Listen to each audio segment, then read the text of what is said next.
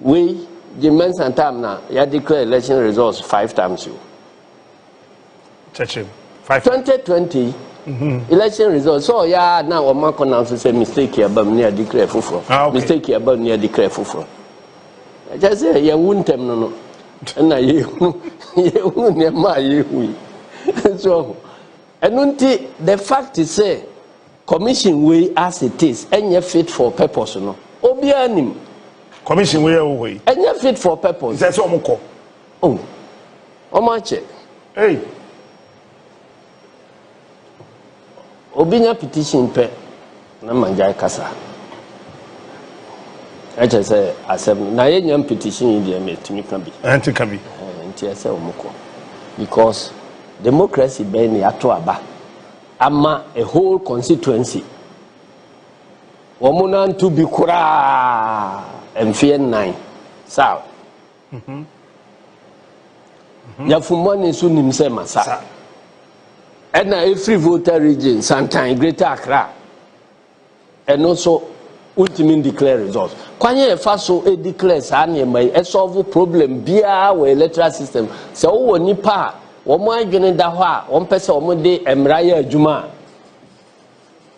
Ayi bia ni ho a, election bia ni ho a, e be ye statement se ultimately declare. This obi pese odi ni tumi ya ade. Any mra, any election, she share no boy bra.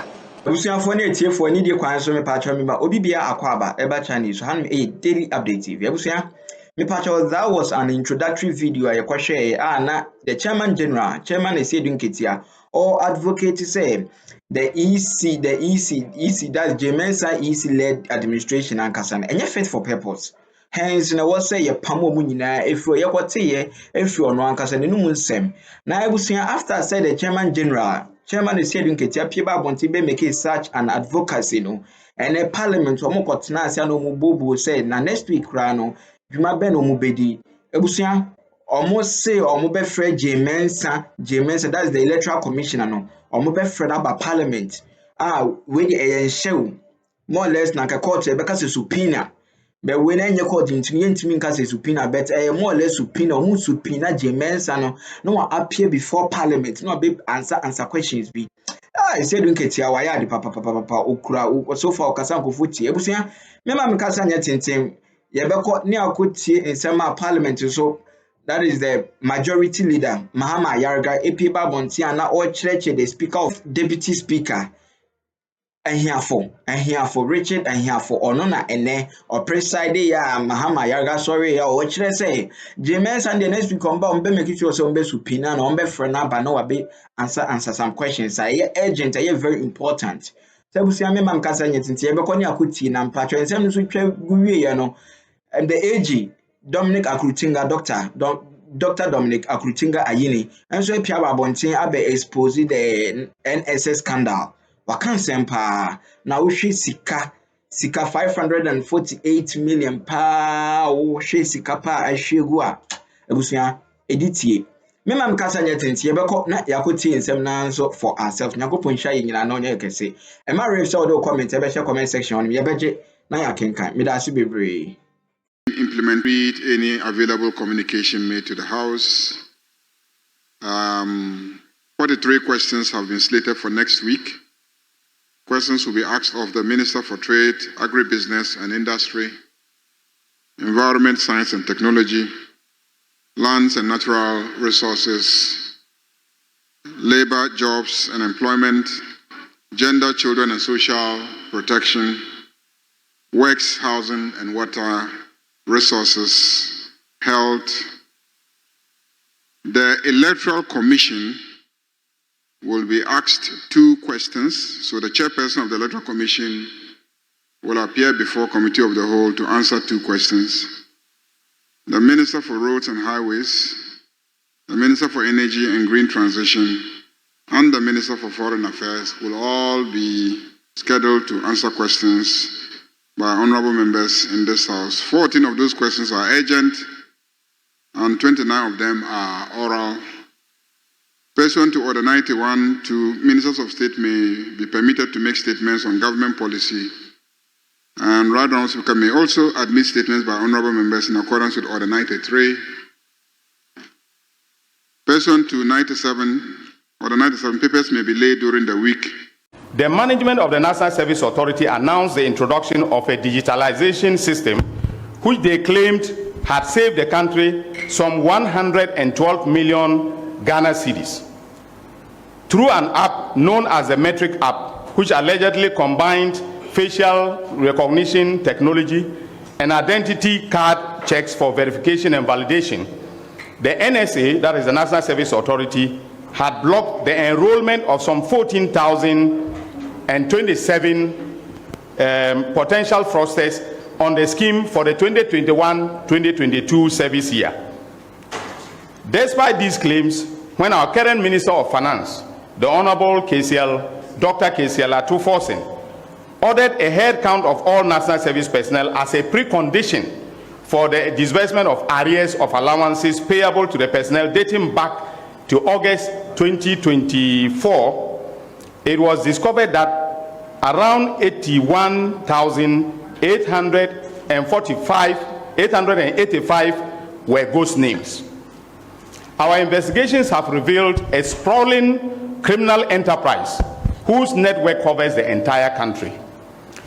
This criminal enterprise was run by top-level executives of the National Service Authority and their accomplices in the private sector, known as vendors or service providers. This criminal enterprise resulted in the siphoning of huge sums of public funds into private pockets. In total, we can confirm from our evidence on the docket and from interrogations that a whopping 548,333,542 cedis and 65 pesos. That's how 962 cedis and 24 pesos was lost. In the 2020-2021 service year, 55,670,584 cedis and 32 pesos was siphoned. In the 2022-2023 service year, this is the one that is more surprising and very shocking, 350,926,977 cedis and 7 pesos were lost. No, 12 pesos was lost to the state. And then for the 2023-2024 service year, 32,881,157 and 7 pesos was lost to the Republic. In total, as I stated, we lost over 548 million Ghana cedis to the criminal enterprise perpetrated by these executives, these directors and staff, as well as the service providers in the marketplace. The criminal enterprise that resulted in the loss of this colossal sum of money to the state involved the creation of ghost names within the NSA payroll system, directors and staff, which they subsequently exploited to misappropriate state funds for their personal gain. This they did in direct collaboration with vendors and other accomplices. Ladies and gentlemen of the media, our investigations have revealed that prior to the commencement of each new service year, the directors would submit to Parliament for approval a budget figure representing the number of prospective service personnel for that particular service year. Consequently, or consistently, these figures were inflated by huge numbers. During the fiscal year, the directors will write to the Minister of Finance requesting permission to utilize excess funds allocated in the budget of the National Service Authority. Once authorized, the directors will transfer the funds into NSA's project account at the Agricultural Development Bank, and under the pretext of executing projects, will divert the funds into private pockets. Another criminal scheme hatched and exploited by the directors and staff is the deployment of ghost names onto the NSA system. Once deployed, the directors will then request that both ghost names and genuine names be transmitted by the head of accounts to the Ghana Interbank Payment and Settlement Systems, that is GIPS, for payment. These payments included payments to Eastwich cardholders procured for the fictitious National Service personnel. Our investigations compared monthly data of verified National Service personnel generated from the Central Management System and submitted to the NSA Accounts Office, and the data of the NSA personnel who were actually paid through the gift system for a period of 6 years. That is from 2018 to 2024.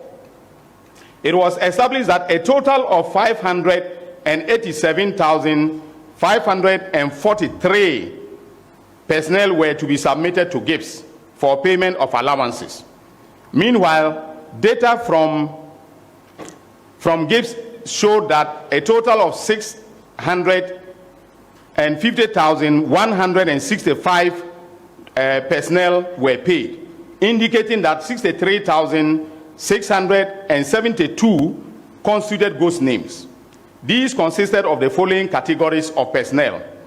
That is, National Service personnel who were blocked on the CMS system during the registration process.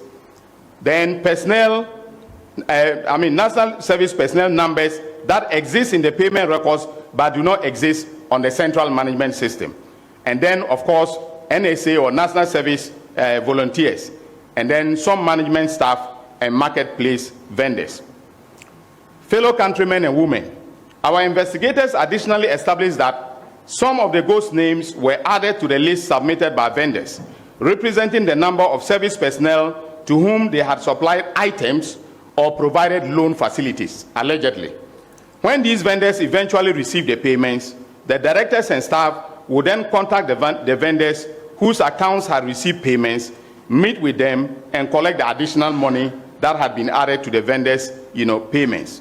For instance, we have conclusively established that after collecting these funds, some of the suspects, such as Kesi, Nyako, and Othing, handed them over to suspect Asiedu entry in cash, and on some occasions deposited the cash into his bank account. Asiedu was the chief executive, the director general of the National Service Authority. Some directors, such as Gifty Owari Mensa, created and executed a meticulously detailed plan using NSP, National Service Personnel Allowances, as security to obtain a loan of 30,698,218 cedis, 69 pesos, from the Agricultural Development Bank, ADB, at an interest rate of 23%.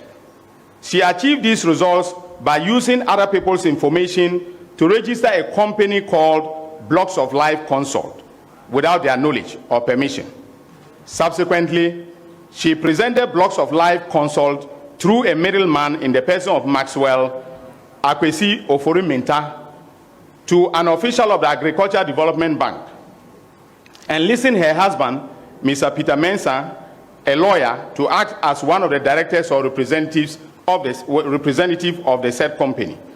She told ADB that the company specialized in supplying home appliances to National Service personnel, and proposed that ADB finance the company to enable it to supply these items on hire purchase basis to the service personnel, with the NSA being responsible for handling the deductions and repayments.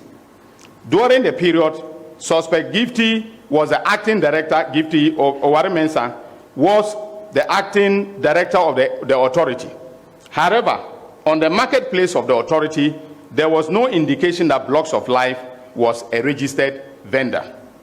Within 2 service years, suspect Gifty Owari Mensa used a total of 9,934 ghost names to misappropriate the aforementioned funds.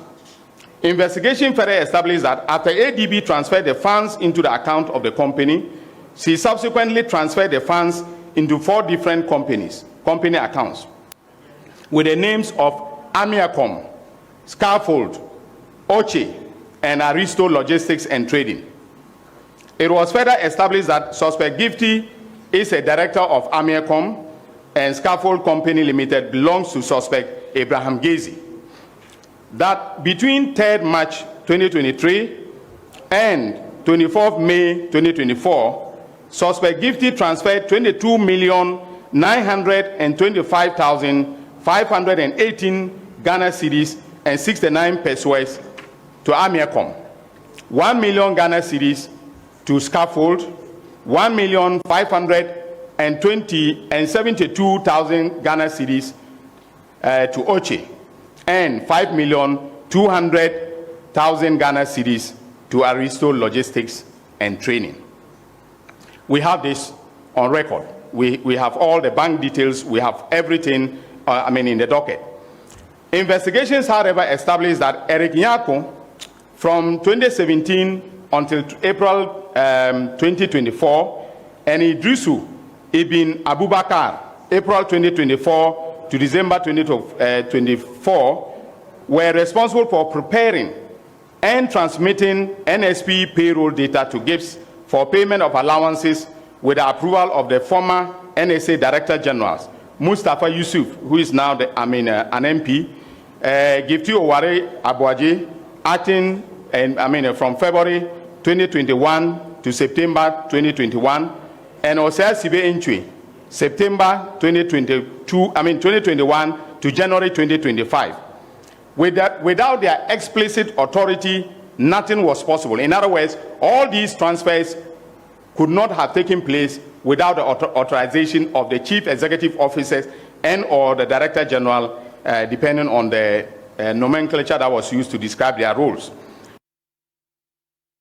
2023 service year, a total of 8,256,000 Ghana cedis was deposited into an Eastwich account numbered 1177042059, which is registered in the name of suspect Osei Asibe. Investigations show that he personally received these funds. During a search at his residence, the aforementioned Eastwich card was found, and we intend to tender it in evidence during the course of the trial. Ladies and gentlemen of the media, our investigations further revealed that another suspect, Haruna Maulaya of Al-Faida Ventures, a vendor in the marketplace, received a total of 21,306,272 Ghana cedis and 43 pesos into his account from 2017 to 2024. Suspect Rose Hamilton of Marine Ventures received a total of 50,750,923 Ghana cedis, 15 pesos into her account from 2017 to 2024. Suspect Isaac Asamani of Option Buy Ventures received a total of 11,458,686 Ghana cedis, 90 pesos into his account from 2027 to 2024. A total payment of 167,554,398 cedis and 50 pesos was made into the account of a savings and loan company, a savings and loan entity between 2019 and 2024. Suspect Sylvia Opari of Silsona, the names of the companies are very interesting. Silsona Ventures received a total payment of 10,746,634 Ghana cedis and 41 pesos into her account from 2021 to 2024. So Jacob Yosin of Inyasampo Ventures received a total payment of 19,199,638 Ghana cedis and 57 pesos into his account from 2021 to 2024.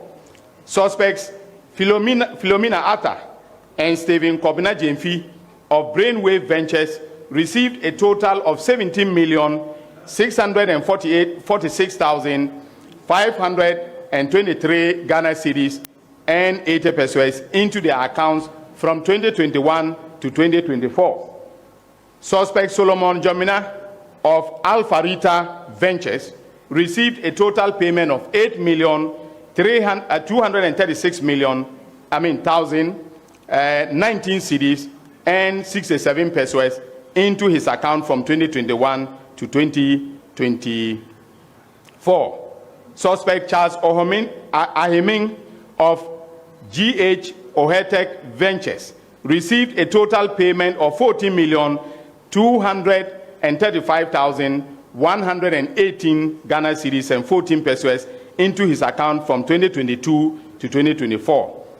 Suspect Kweku Opare Agofa and Prince Agofa Awoku of Fralisa Ventures received a total payment of 9,011,164 and 35 Ghana cedis into their accounts from 2023 to 2024.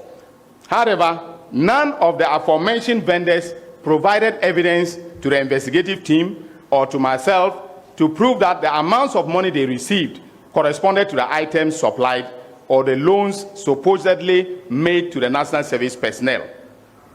Ladies and gentlemen of the media and my fellow countrymen and women, having concluded our investigations, we'll be filing charges against 12 suspects who worked as directors and staff of the NSA. I've already listed them, but for the abundance of doubt, let me mention them again. These are Mustafa Yusuf, a former executive director; Osea Sibe Entry, former director general; Gifty Owari Mensa, former deputy executive director; Kweku Oniyan, former deputy executive director for operations; Abraham Bismarck Gezi, former internal auditor; Kweku Dechi Eje, an accounts officer; Idrusu Ibn Abubakar, former head of accounts; Stephen Kobina Jemfi, we've asked that he should be rearrested because we've discovered some new accounts that contain some deposits, and so he was picked up this morning. So he is currently he's undergoing further interrogation. Koforidua, he's a Koforidua director. Then Prince Agofa Ewuku, a district director, and Jacob Yorsin, management information systems administrator in the northern region. We will also file charges against the following persons who are vendors on the marketplace on the central management system of the NSA in the eastern, Greater Accra, and Ashanti regions. Isaac Osei Asamani, the owner of Stalwart Option Buy Ventures. Charles Ohomening, the owner of GH Ohek Ventures. Philomena Arthur, the owner of Brainwave Ventures. Rose Hamilton, the owner of Marine Ventures. Kweku Opare Agofa, the owner of Franlisa Ventures. Solomon Jamina, the owner of Afarita Ventures. Haruna Mawulaya, the owner of Alfaida Enterprise. Sylvia Ntriwa Opare, the owner of Silsona Ventures. And then Peter Mensa, a legal practitioner and the husband of Gifty Owari Mensa.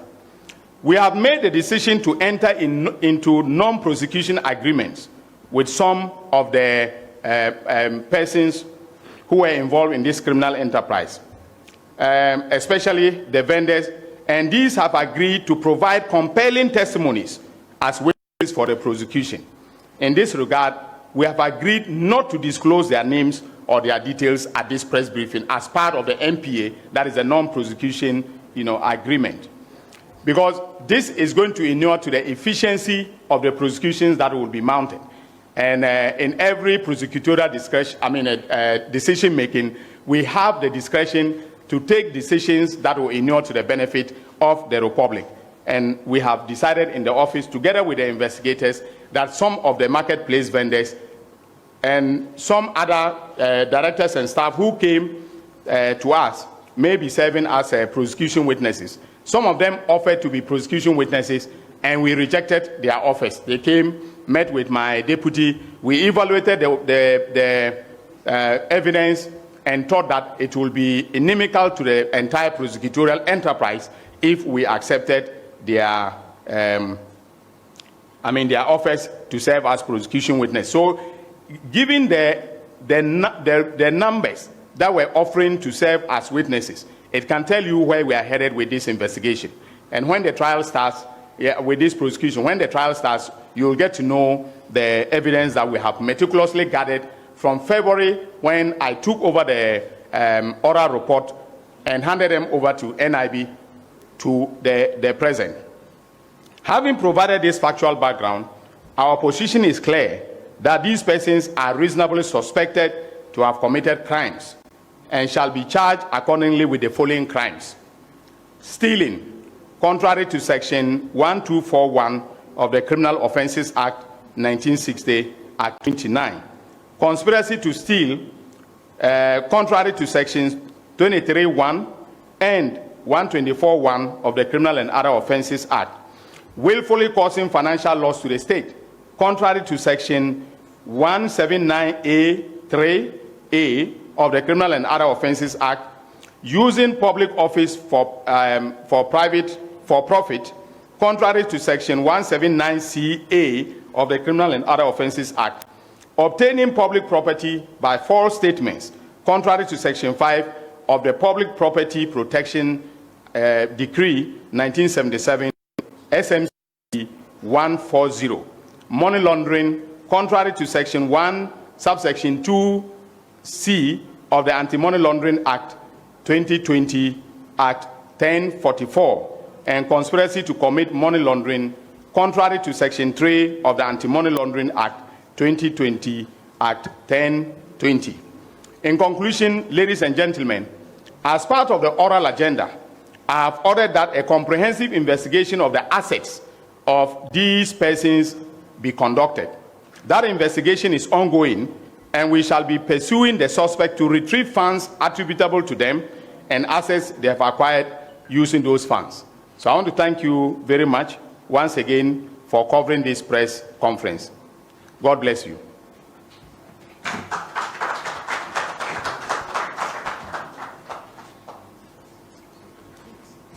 Yeah. Oh, okay. All right, thank you very much, Honorable Attorney General. The floor is now